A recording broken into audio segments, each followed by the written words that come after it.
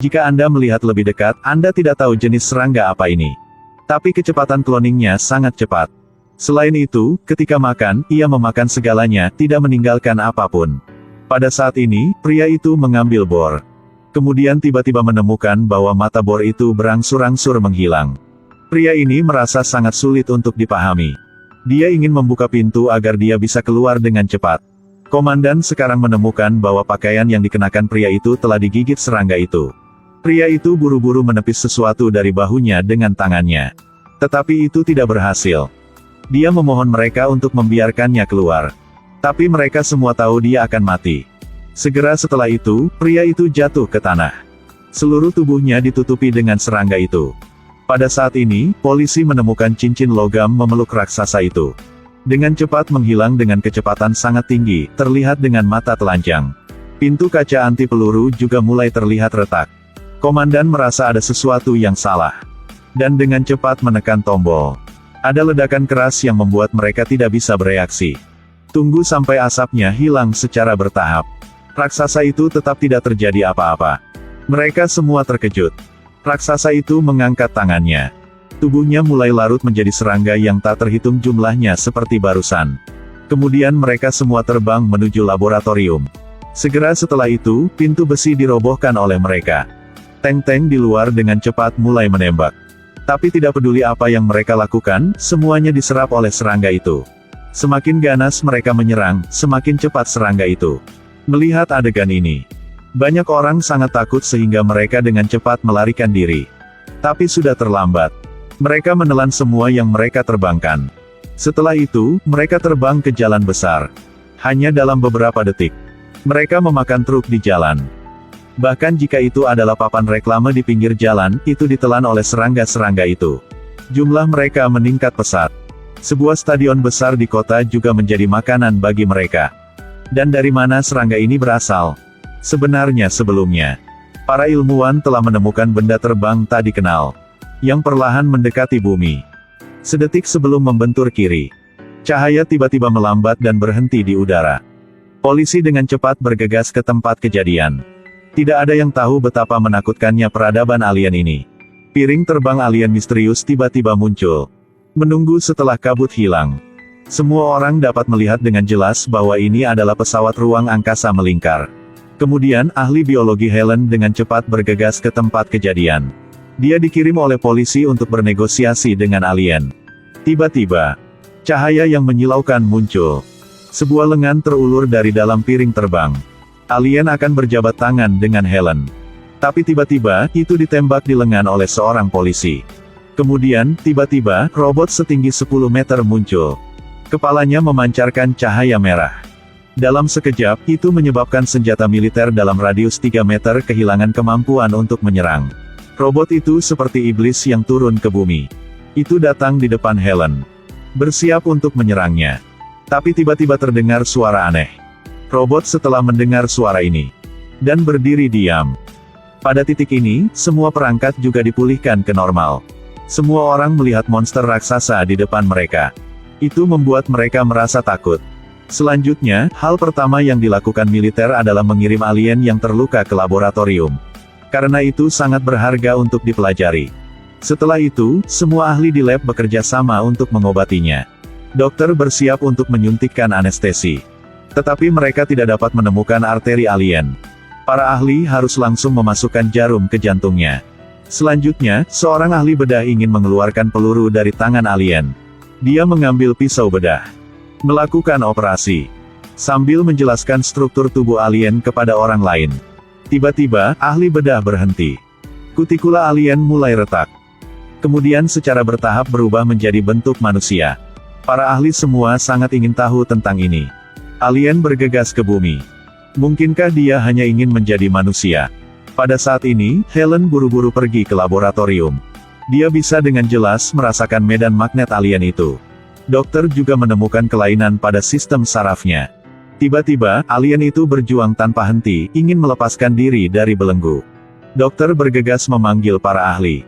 Pada akhirnya, seorang ahli meminta Helen untuk berbicara dengannya. Alien itu mengatakan namanya Klaatu. Pada saat ini, Menteri Pertahanan juga datang ke sini.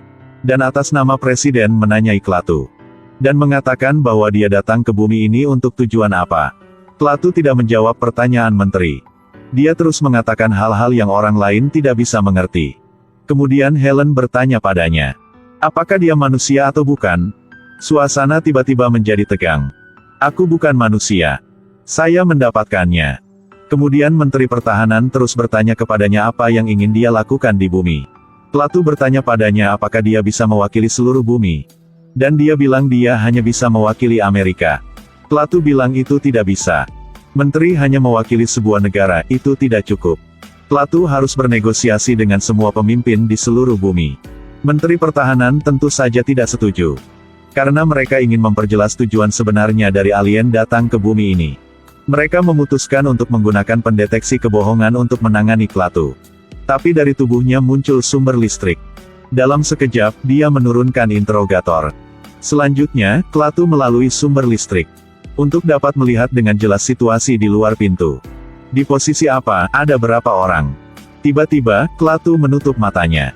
Para penjaga di luar tidak tahu mengapa mereka jatuh ke tanah. Lonceng alarm berbunyi di lab. Klaatu mengambil kesempatan ini untuk lari dari sana. Kemudian Menteri Pertahanan mengaktifkan peringatan tingkat tinggi. Manfaatkan semua sumber daya yang mereka miliki termasuk kamera pengintai. Mereka dipaksa untuk segera menangkap Klaatu. Pada saat ini, dia berada di stasiun kereta api. Dengan lembut meletakkan tangannya di mesin penjual otomatis. Dalam sekejap, kue itu ada di tangannya. Dia makan sambil mengamati tindakan manusia. Tiba-tiba, dia melihat berita di TV stasiun kereta. Yang menyiarkan laporan berita tentang dia. Setelah itu, Klaatu berinisiatif mencari Helen. Pada saat yang sama, dia meminta Helen untuk membawanya menemui seorang teman. Alien ini dicari oleh Menteri Pertahanan. Dan sekarang, dia harus menemukan alien yang telah ada di bumi selama bertahun-tahun sekarang. Kemudian dia meminta Helen untuk menemukan sesuatu untuknya. Dia mengeluarkan ramuan ajaib. Klaatu menggunakan tangannya untuk mengambil obat dari botol itu. Dan mengoleskannya ke lukanya. Dan keajaiban terjadi. Luka Klaatu cepat sembuh. Seorang ahli biologi seperti Helen melihat pemandangan ini. Pasti juga kagum. Pada waktu bersamaan, Menteri Pertahanan menggunakan drone untuk bersiap meluncurkan serangan alien. Namun, drone belum mendekati subjek. Maka robot secara otomatis dimulai. Ini memancarkan sinar cahaya menyilaukan yang tak terhitung jumlahnya. Dan dalam sekejap, robot itu menjatuhkan semua drone. Ia bahkan bisa mengendalikan drone. Dan kemudian, drone itu jatuh ke tanah dan meledak. Komandan juga tidak tahu apa yang harus dilakukan dengan robot. Sekarang, militer hanya bisa memindahkan robot untuk sementara. Mereka menggunakan batang logam raksasa untuk membentuk massa. Mengunci robot dan tidak membiarkannya bergerak. Kemudian mereka membawanya ke pangkalan rahasia jauh di bawah tanah. Saat ini, Klaatu dengan bantuan Helen. Dia menemukan temannya yang sudah lama tidak dia temui. Tapi teman ini adalah seorang lelaki tua Cina. Mereka memiliki sifat menghasilkan diri sendiri, merusak diri sendiri. Tapi itu tidak akan berubah. Apakah ini penilaian resminya terhadap manusia? Sangat jelas bahwa lelaki tua Tiongkok ini adalah alien yang menyamar ada di bumi selama bertahun-tahun. Dia berpikir bahwa bumi pada akhirnya akan dihancurkan oleh manusia. Oleh karena itu, ia berharap Klaatu dapat meluncurkan program untuk menyelamatkan bumi. Kemudian Klaatu bertanya kapan dia akan kembali ke kampung halamannya. Dia bilang dia tidak bisa pergi dari sini. Karena kecintaannya pada bumi membuatnya memutuskan untuk tinggal di sini. Dan merayakan akhir dunia bersama keluarganya. Lalu Klaatu berkata Helen membawanya ke tempat misterius. Selanjutnya, dia pergi ke danau sendirian. Meluncurkan program untuk menyelamatkan bumi. Sebuah orb bercahaya perlahan muncul dari air. Setelah itu, semua makhluk di danau ditarik ke arah bola bercahaya itu. Pada waktu bersamaan, orb yang mengintai di mana-mana di bumi juga muncul pada saat yang sama. Orb satu persatu naik ke udara. Semua orb bercahaya di bumi terbang keluar angkasa dan membawa semua makhluk hidup keluar dari bumi. Sekarang, bumi hanya tersisa manusia. Ini berarti bahwa rencana untuk menyelamatkan bumi akan segera dimulai. Semuanya telah diambil. Helen, yang menyaksikan semuanya, tiba-tiba merasa ada yang tidak beres. في تمام 10 صباح وصل. Dia benar-benar ingin menyelamatkan bumi dengan melakukan ini. Menurut prediksi mereka, alasan bumi secara bertahap mendekati kepunahan adalah karena makhluk yang disebut manusia sedang menghancurkan bumi. Karena itu, untuk menyelamatkan bumi, mereka hanya bisa menghancurkan semua manusia. Helen terheran-heran. Dia memohon pada Klaatu dan mengatakan bahwa orang-orang sebenarnya sangat ramah. Tapi bagaimana Klaatu bisa percaya itu? Kemudian helikopter tentara tiba. Mereka dengan cepat melarikan diri. Tapi Helen sudah ditangkap. Pesawat lainnya langsung menuju Klaatu. Tapi dia bukan orang biasa. Sinar inframerah diarahkan ke Klaatu.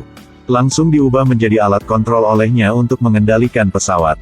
Kemudian, Klaatu secara langsung menyebabkan pesawat memasuki mode penghancuran diri. Kemudian dia membawa putra Helen dan melarikan diri. Dan Menteri Pertahanan baru saja tahu bahwa Klaatu akan menghancurkan bumi. Dia kemudian melepaskan Helen dan menyuruhnya pergi dan meyakinkan Klaatu. Segera setelah itu, Helen menerima kabar tentang putranya. Dan memberitahu putranya di mana mereka akan bertemu. Kemudian bocah itu membawa Klaatu ke kuburan. Ayah almarhum anak laki-laki itu dimakamkan di sini.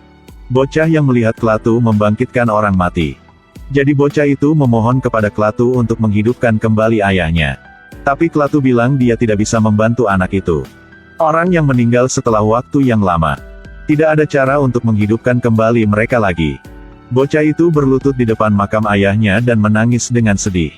Pada saat inilah Helen datang. Dia memeluk putranya dengan erat. Dia meninggalkanku sendiri. Ayahmu ada di dunia lain dan selalu mengawasimu. Sayang, kamu tidak sendiri. Melihat adegan ini, Klaatu akhirnya mengerti sedikit tentang apa itu emosi manusia. Dia mulai percaya bahwa masih ada orang baik di dunia ini. Dan serangga itu telah menyebabkan manusia menerima hukuman yang pantas. Jadi dia meminta Helen untuk menyetir dan membawanya ke suatu tempat. Bersiap untuk mematikan sistem perlindungan bumi. Mobil-mobil di jalan memberi jalan kepada mereka satu persatu. Mereka bahkan berpikir bahwa mereka mendapat dukungan dari Amerika. Tapi detik berikutnya, mereka tiba-tiba diserang. Mobil mereka langsung terbalik. Ini adalah perlawanan terakhir Amerika. Tapi mereka tidak tahu bagaimana apa yang mereka lakukan mempengaruhi orang lain. Orb masih berputar. Klaatu melewatkan kesempatan terakhirnya. Serangga itu telah tiba. Mereka bertiga harus pergi ke terowongan. Dan tubuh Helen sekarang diserang oleh serangga-serangga itu. Klaatu memegang tangannya untuk membiarkannya pindah ke tubuhnya. Kemudian dia keluar dari terowongan. Dia berjalan melewati serangga. Dia terjebak di tubuhnya oleh serangga itu ketika mencoba untuk bergerak maju. Sulit baginya untuk mendekati orb. Pada titik ini, Klaatu menggunakan kekuatan terakhirnya. Dia akhirnya menyentuh orb itu. Setelah itu, tubuhnya berangsur-angsur menghilang.